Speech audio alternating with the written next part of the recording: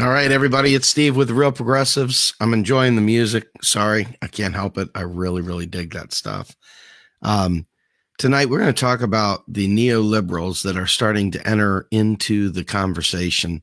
People are prepping their 2020 rosters already, and we're seeing folks that are so petrified of Donald Trump when they have options, man. They have options. They have tons of options sitting there waiting for them. There really are good options, better options, decent options. And people, honestly, and this is no slight on anyone, I get it, man. Life is hard. You don't have time to dig in. Maybe you never were much of a deep person, whatever. Your life is hard enough on its own, so you don't take the time to learn some of these things. I get it. But the reason why we've been dealing with so many problems isn't just because of the GOP. It's really important that you understand this. For 40 plus years, we have been fighting a war. We have been fighting a war with some people that supported this cat right here, old Milton Friedman. Okay. Uncle Milty, he is a special sort of dude. He is the kind of guy that made everybody kind of get all excited thinking that there's hyperinflation around the corner if the government spends on the people. He's the guy that basically, makes everyone worry about, you name it, man. I mean, this is a guy who inserted all kinds of evil into our lives, okay? And his legacy is alive and well. And it's alive and well in not just the Republican Party. It's alive and well in the Democratic Party as well. And sadly, you can smell his egg fart in the Green Party. You can smell his flatulence everywhere, on every television show. You name it. Uncle Milton Friedman, Uncle Milty, as we like to jokingly call him, has left his seed to germinate and create bastards all over the place. Milton Friedman, many people don't even know this guy. That's the funny thing. They don't even realize who the hell he is. And Milton Friedman is responsible for so much of your suffering today. And what he did by being who he is, he set the stage in the 70s for them to cut off government spending with the fear of inflation. The OPEC scare, he used his evil research, if you will, for free markets and literally expanding capitalism to unheard of levels, really took off because of the OPEC scare and other things that were used as air cover, if you will, to block fiscal spending so that they could in turn push it all over there to private banks and Wall Street. So for as long as we've been around, most of us, I'm sure some of you guys live pre-Milton Friedman era. Well, maybe not pre-Friedman era, but you were pre-friggin' 1970s anyway, right? I'm a 69er in more ways than one. No, but I am definitely from 69. So I have a little bit of memory just because I remember about my father talking about it. And I remember watching television. I remember sitting in the gas lines. I remember a host of things that went on during that time frame. And I remember how scared my mom was. I remember how scared my family was. It was just a very frightening time. And that left an indelible impression on many people. Not to mention, a lot of people prior to that lived through the Great Depression.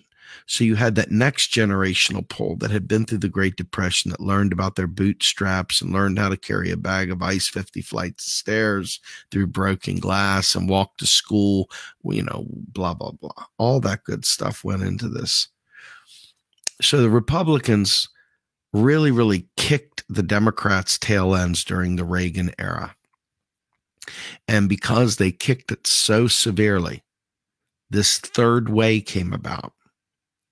The third way was a think tank, a group of Clintonites, etc., that decided they were going to make the Republican Party have to run further right by co-opting the space that the cloth coat Republicans had held previously.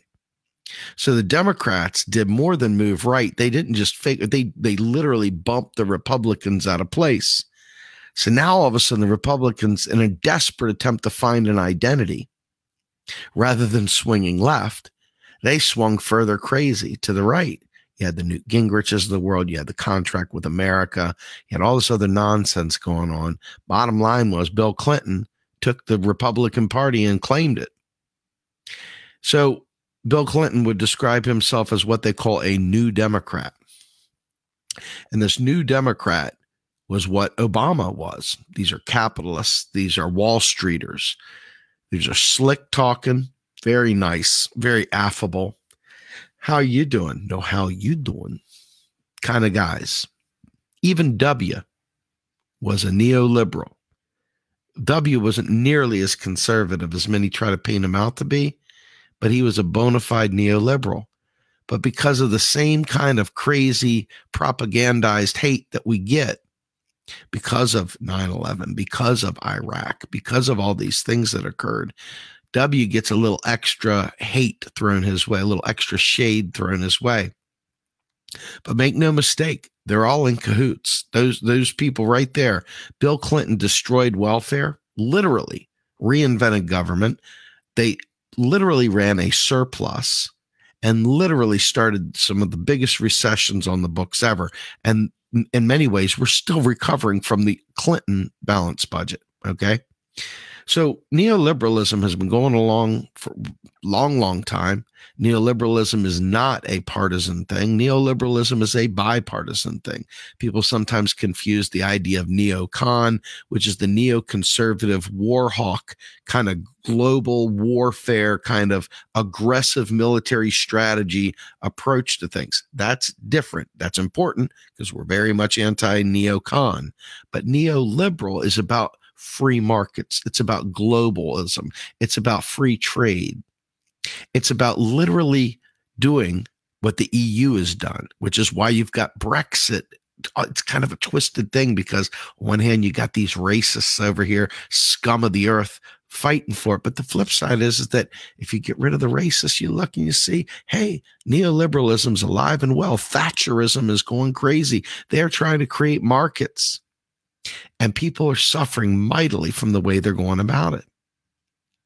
And you come over here to the United States, and we got the same shit going on here, except worse, because we're like ground zero of idiocy. We're ground zero of the neoliberal experiment.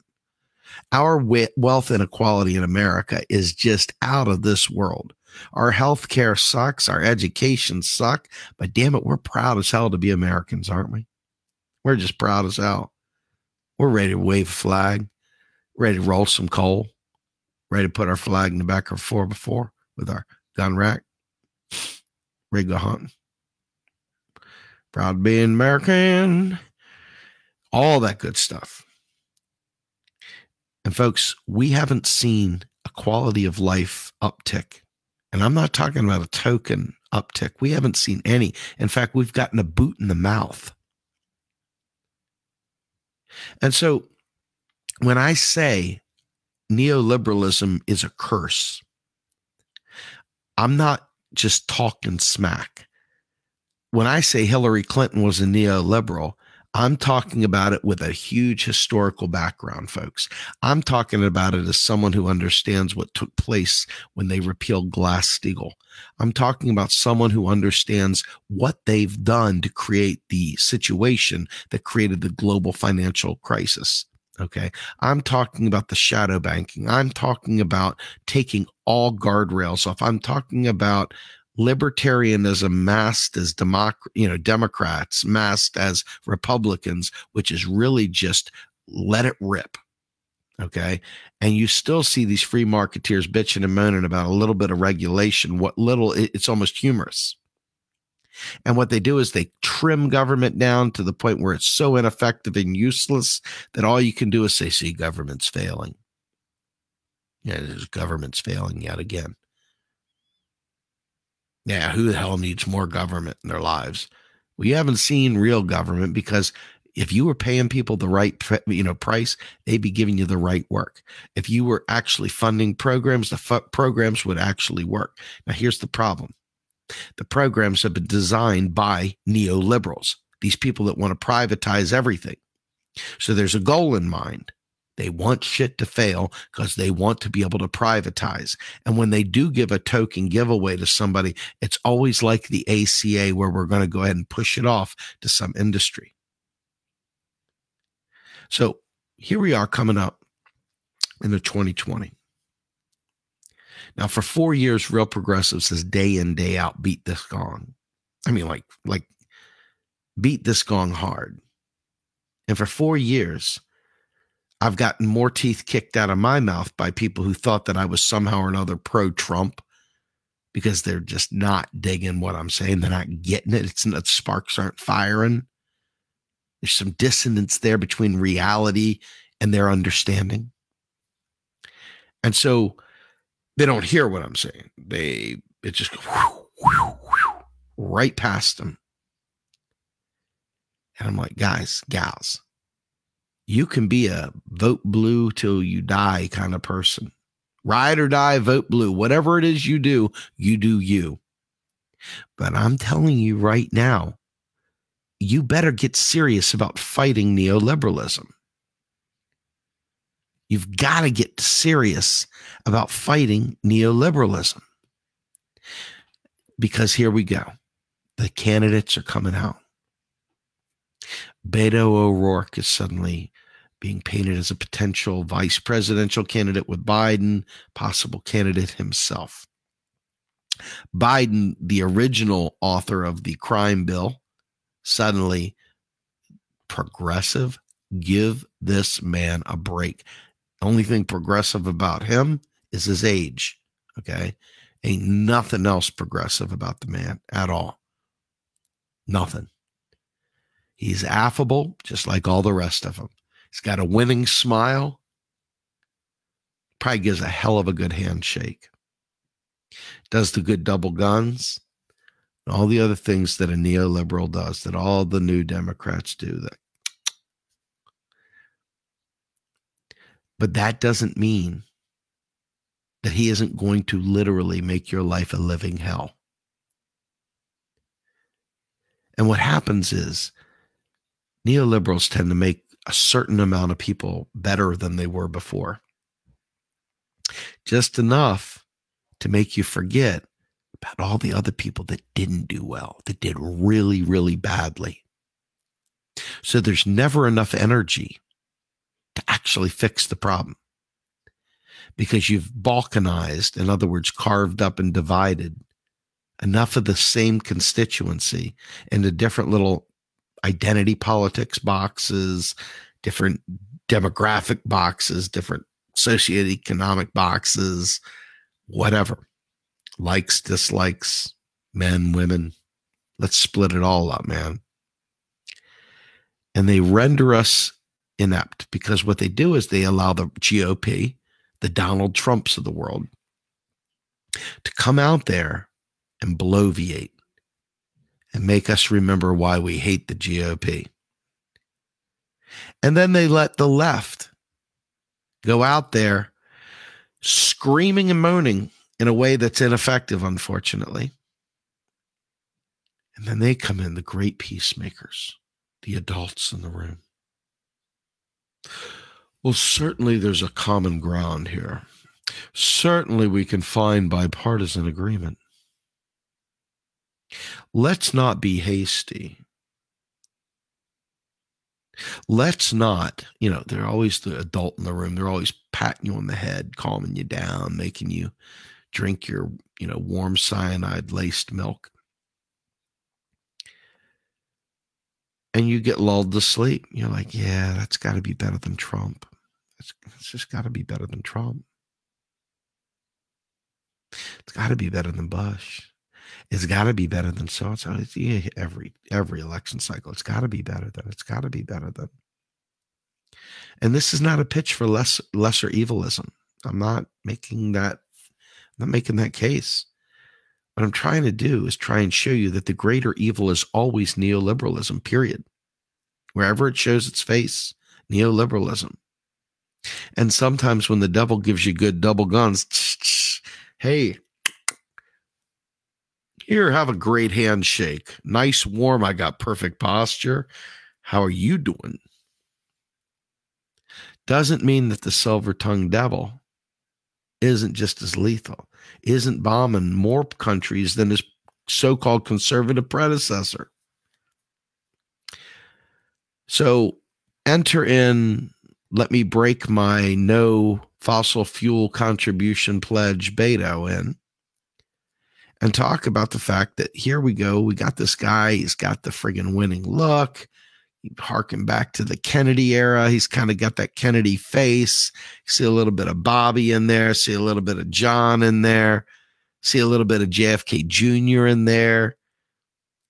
He's lean. He's mean. He's not too far in between. But when he was asked if he was a progressive, his thing was like, I don't know. Well, why didn't you join the Progressive Caucus? All mealy mouthed and whatnot. Real progressives did a sneak camera year back with Diane Moxley and Jeff Epstein and others with Cory Booker. And Cory Booker had been taking all this big pharma money, and Cory Booker deep sixed Bernie Sanders' cheaper pharmacy bill. Y'all remember that, Cory Booker. Well, Cory Booker is a bona fide neoliberal. But Cory Booker's got the winning smile. He's got all the right flavor. He's ready to rock and roll. But he's a neoliberal. He doesn't have any policy space. He talks about a job guarantee, but he's not talking about a real job guarantee. He's talking about bullshit. He's talking about like a sample, a taste testing to see how it works, but that's not how a job guarantee works. He missed the plot. Another neoliberal ready to put it off to Wall Street, put it off to his donors. But no joke. And you go down the line and you say, Kamala Harris. Wow. Really? Really? Another DNC stooge you're going to put up there and try and make us all believe is progressive. No. These are the same people that will push you to Wall Street solutions and strip away the public purpose. They'll throw a few things in there and everybody go, oh my God, they did it. They did it. We won. We won. They threw some token bill out there that's absolutely laden with bullshit. And then they'll defend it. Now, all of a sudden, everybody got to get everybody boots on the ground defending this garbage bill. And people are going around going, wait, why are we here? What bill am I supporting? What's going on, man?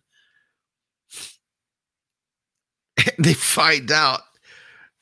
Well, they never find out because they never care. They never dig deep enough to care. But in reality, it's just more neoliberalism. So the shame game is about to commence. The vote shaming game is about to commence. Hey, you do whatever you got to do. Vote for the most progressive candidate you can during the primary. Vote for whoever. And then when the time comes for the general, you just vote blue no matter who. And that's probably going to be the mantra again. We already know, based on legal proceedings, Democratic Party has absolutely zero problem with rigging an election for Hillary or rigging it for whoever they want to be their nominee. And because we know they're a private corporation, by law, they're allowed to pick who they want to be their nominee, whether we want them to or not. So the question comes down to, once you know that stuff and your head's squared on straight, how do you get what you want? How do you get what you need? They can rig it. The external parties don't have any real power. The laws are structured in such a way to keep them away from it. You got to rely on these corrupt people to somehow or another cede their power to bring them in. So how are you going to do that? Well, now we got the yellow vests coming in, right? We got these yellow vests coming in. At least they're in France. They're trying to import them here. I don't know if it'll stick, but regardless. got these yellow vests, you got this concept. Not unlike Occupy, not unlike other things. They got their list of demands.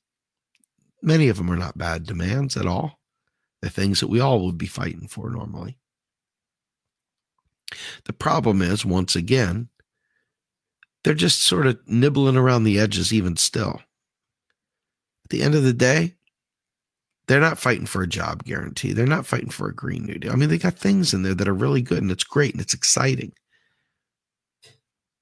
But the Democrats, and I'm not saying all, because believe me when I say this, I'm looking outside the party and I'm saying, man, they're not running real candidates, not anybody I would vote for. I wouldn't vote for Jesse the Body Ventura. You could put friggin' bamboo shoots under my fingernails and I wouldn't vote for that libertarian. Not going to happen. So we're in this awkward position where they start trotting out the next parade. They start floating air balloons. They start floating all kinds of nonsense to see who you're going to taste test, who you're going to like. And they're going to float some real stinkers out there. So all of a sudden it elevates and makes Kamala Harris look good. Now, let me tell you what I've heard and see if this sounds familiar. I've heard Elizabeth Warren is going to run.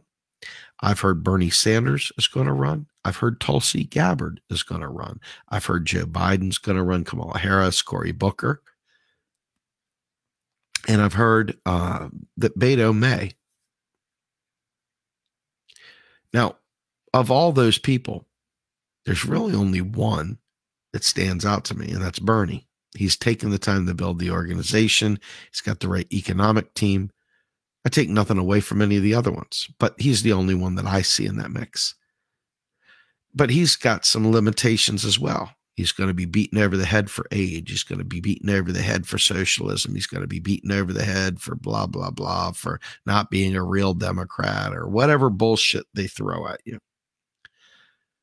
But regardless, there are a few of them over there that are legit progressives. When we look at these candidates, when we look at Greens, when we look at anyone that claims to be a progressive, even if you don't understand MMT, put MMT off to the side for a minute. You need to understand that the government can afford to do things and do it well, not do it shitty. We can do social services and programs and healthcare, you name it, every bit, if not better than we do the military, which is world class. Let's be fair. There's nothing preventing us from doing that. So when you're scanning through these candidates and they start talking about how, well, you know, we can't go too far, you know, this whole idea of healthcare, we've got to really think it through and stuff like that. I just want to be real clear. People are going to play politics. That's what they do. But that doesn't change the fact that neoliberals are going to equivocate long before they have to. If neoliberals are going to literally take a dump on everything a progressive stands for. It's going to be the way it goes. I saw Nina's name pop up in there. And of course, we love Tim Canova. But it doesn't matter. I mean, this is really ultimately more about understanding how to evaluate candidates and understanding what it is you claim to be fighting for.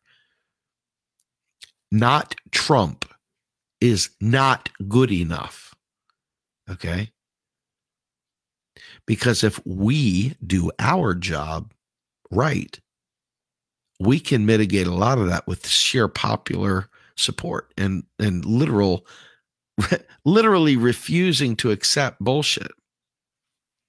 There's a lot of ways that we have if we understand what we're actually fighting for. I'm not too big on the unruly mob that doesn't really know what it's, you know, what it's fighting for. And you've got the people and naturally that look for those events that kind of give us all a bad name when they do them. But I'm talking about literally knowing what the fuck you want, knowing exactly what you want. And as a group, knowing what we want and with one voice fighting for it. These neoliberal candidates are not your friend. And I don't care if you want your daughter to go on a date with Beto, I don't care if you think he's the bee's knees, the cat's pajamas. I don't care if you think he is just downright GQ. I don't care if you think Elizabeth Warren is a second coming of, whoever. I mean, I'm telling you right now, each one of these candidates needs to be evaluated. And there's some that you should just automatically know better. And I'm appalled to see so many people already that claim to be progressive already piling in the bandwagon for Beto and others that are true, honest to God. He says, folks, I'm not making this up. I didn't come up with it. He's the one that said, and it's in his voting record too. It's not like it's hidden. It's there for you to see. He doesn't want to be associated with progressives at all. It's not how he wants to. I really don't like labels. Well, you know what? It's not a matter of a label, dude. This may seem symbolic to you, but for those of us who are fighting, this is not just some slight difference of opinion. Being a progressive is vastly different than a Wall Street centrist Democrat. We just don't have a better home sometimes because the outside parties, even if they were all they're baked out to be, have a hell of a time breaking through some of this. So you've got this weird dichotomy of what the fuck do I do? What do I do? And honestly, when the outside parties are peddling this cat, without even realizing it, when they're all wrapped up in Uncle Milty, and you realize that Uncle Milty being alive and well in their midst may as well be a death knell for us all. I mean, this is bad stuff, folks. And I'm going to show you something here. You take a look at this. You tell me what you think. Okay. This is Beto. Beto is absolutely telling you straight up, yeah, I'm not really down with you guys. I'm not really down with you. And, when you think about what neoliberalism also does, this is a good time of year to take a minute to think about this. This is a real good time to think about it. Here's a tweet I put out a while back. You tell me if you can understand this or not, right? Neoliberals by design like to reduce the deficit.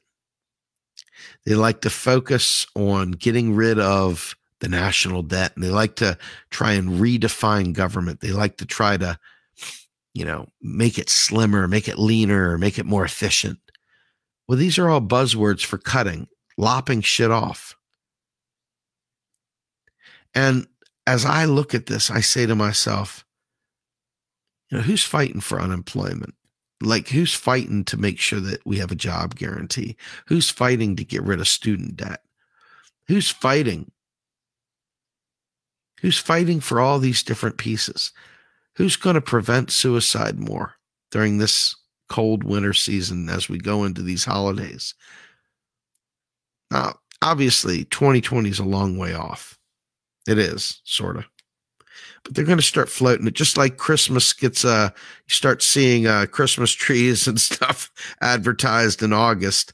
Well, damn it, if you're not seeing in 2018 already stuff for, 2020. And that's the God's honest truth, folks. These folks are getting ready to, they're getting ready to start circling the wagons. So you tell me, when you think about what I'm saying, how are you going to counter your friends as they come up to you and they try and guilt you into supporting someone who is blatantly a neoliberal? I mean, again, we have time. This is kind of where I'm at with this. We don't have a lot of time on the environment, so we need somebody that's going to support a Green New Deal, no matter what party they're in. I think that's right there should be a litmus test for anybody that we would support. If they are in any way, shape, or form, I mean, if they even push back that much, I'm not sure that they belong in office. I'm not sure they're fit to serve, And so I think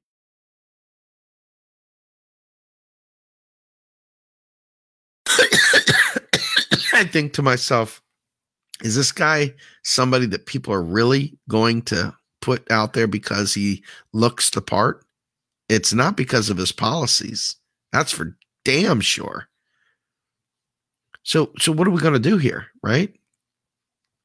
I mean, what I see, and you guys tell me what you think about this. What I see is a whole lot of folks that get into this symbolic gestures over here on the left, the unknown soldier. They're wreathing it up, man. They're all into symbology. And then over here on the right, the real soldiers, the real people, the suffering. We can make this analogous to the poor laying there on the sidewalks in your local city, living under bridges, you name it. I mean, these are the people that need our help today, right? They really need our help. They need it yesterday. But we're always focused on these symbols. We're always focused on symbols and not real stuff, just sort of symbols, right? I guess for me, I think to myself, why in the world, as so-called real progressives, why in the world would we accept that? And if you come to the same conclusion that I come in, that I'm coming to, okay, and that is that you understand what neoliberalism is. You know, a neoliberal utopia involves the myth of taxpayer money and a scarcity of which only rich people in Wall Street and markets can solve. You'll notice that this is the frequent mantra. They're always going to try to push you to a Wall Street solution. And you need to think about it today, not in, 8 months, but today, what this means to you. Because you've got to be prepared to really, really do the hard work now by teaching people what neoliberalism is, teaching them that we can have nice things, that we can have Medicare for all, a Green New Deal, that we can get rid of student debt.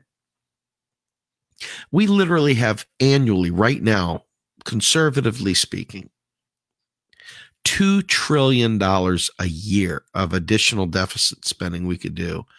And that's probably even low, honestly. $2 trillion a year before we start worrying about real inflation. But there we are, people that are unemployed. Think about what daycare costs you today. 2 parents going to work, kids going to daycare. People are paying $1,600 a month for daycare. Are you kidding me? $2,000 a month for daycare? That's a mortgage just to go to a stupid job.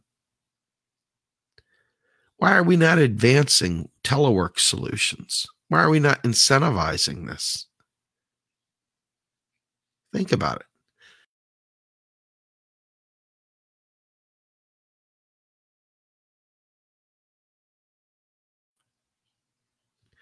I show you that again because I really want you to think. I'm not here peddling any one candidate, although I have my preference and I've been nonstop supporting that dream and that vision and the people that support him for a long time. Because I support the policies, right? I'm a policy guy. I'm an econ guy. And so everything I do is based on what do I think is going to translate from these policies. But when you are into the neoliberal world, they try to co-opt those words. They try and co-opt them. They mean different things to different people. Healthcare as a right means, maybe we'll give you an unaffordable health insurance with a high deductible and a high premium and say you're covered. That's not what I'm looking for at all. I want to be able to get my teeth fixed at the dentist and not worry about where the money's coming from. That's exactly what I want to do. I want to be able to be the best I can be to serve my country in a peaceful way by getting the most education I can, using all the smarts that I feel I have, and being able to find a way to really do something useful and not be strapped to the hilt with debt and student debt that I can't discharge. I want a lot better than this. And so I'm going to be gauging these candidates by that. And I think you should too. Here's what I think. I think you should really consider whether or not you support neoliberals. And don't allow somebody to say, well, it's better than Trump, because yeah, it's probably going to be better than Trump. I mean, a turd in the toilet's better than Trump, right? But that's not the point here. You've got options. You've got choices. Today is the day to teach what this means, not in 2 years when you're friggin' stuck with the nonsense they hoist on us. If we make people aware of it today, and we keep really, really advancing, I mean like force multiplier advancing this concept of economic truth and advancing economic justice and advancing what the definition of a neoliberal is, so that the people understand it's about austerity. It's about dividing people up. It's about keeping the people from being in power. And it's about ensuring that Wall Street stays there. And folks, it should be a no-brainer. It should be a no-brainer. Hopefully, we'll teach enough people that we don't have to worry about this. My guess is there's a lot of people out there that don't want to hear what you got to say, don't want to hear what I have to say. I'm going to tell you a quick anecdote. And this is frustrating, I'm not going to lie. I've gotten to experience the icy cold touch of neoliberalism many times in my life. And when I talk, usually when I do my rants and stuff like that, a lot of time those rants are laced in pain, real pain, not like some contrived pain that somebody else, pulls off the shelf. I mean, I'm talking about real deal pain. And there were people that couldn't handle that pain. They thought, oh, who is this blowhard? Like he's, Rush Limbaugh or something like that. And there's probably nothing that grated my nerves worse than feeling that and hearing that bullshit. And then the cool kids spread it around and kept going. And folks, this is the kind of thing that will happen as we advance into 2020. The next voices that are trying to explain this stuff to you will be shut down in some way, shape, or form. They'll be, called out names, they'll, whatever. It's like you don't mind being angry until they point at you. And then once they point at you, well, they're just a blowhard or whatever. But you realize that waking up is hard to do. And neoliberalism has been masqueraded as good fiscal judgment. Fiscally conservative, socially liberal. That's neoliberal, period. Thinking you got to pay for these programs with tax dollars is neoliberal. Whether you like it or not, that is. And you ever see the military, well, guys, sorry, man, we've run out of tax dollars. Can't buy a tank today. Can't buy any more bombs today. It doesn't happen. Why does it always happen when we talk about serving the people? A neoliberal is okay with that. They're okay with that. They don't even think twice. It's like, hey, man, that's just the way it goes. You don't get any free. There's no free lunch. Neoliberal, hardcore neoliberal. And so for us, as we advance this stuff, be prepared to be shut down. Be prepared to lose a couple friends. Be prepared to be marginalized if you actually take a stand. Now, I'm not telling you to be horrible and mean. I'm just letting you know. There's a group of people out there that float around that would love nothing better than to cut your legs right out from under you, as they did me for years. And I'm here to tell you, I'm still moving. I'm still going forward because I believe in my mission. And I think little by little, as you see Stephanie Kelton out there with Bernie and the others advancing this New Deal, advancing other things, I think you start to realize maybe this MMT thing's got some teeth. Maybe they know what they're talking about. Maybe there's something to it. Maybe it's not a cult. Maybe I should punch myself in the forehead 40 times for calling it a cult. Maybe I should put myself in timeout for calling it a cult. Put a dunce cap on, whatever. But this is really important, to assess this stuff early and often, and don't be afraid to break a few eggs to make this omelet. This war is going to be won way before any election takes place, or it's going to be lost in equal fashion. We have a saying around here, it goes, each one teach one. And there's a reason for that. The force multiplier only works when people not only buy in, dig in, and do the work, but also help share that work with others so that we can keep expanding this knowledge base. So as we go forward, let me ask you to remember, don't fall for the smooth talker. Dig deep. If they're talking about anything about the government being broke, they ain't your tribe. If they're doing neoliberal stuff, they ain't your tribe. You need to be aware. You need to put that radar on and be prepared to fight this fight.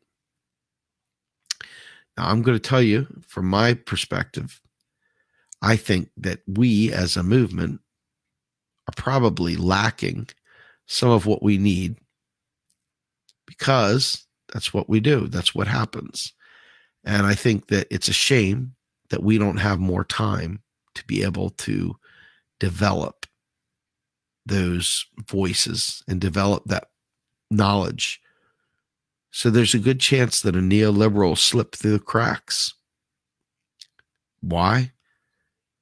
Because people have been thimble deep and they're unwilling to learn otherwise.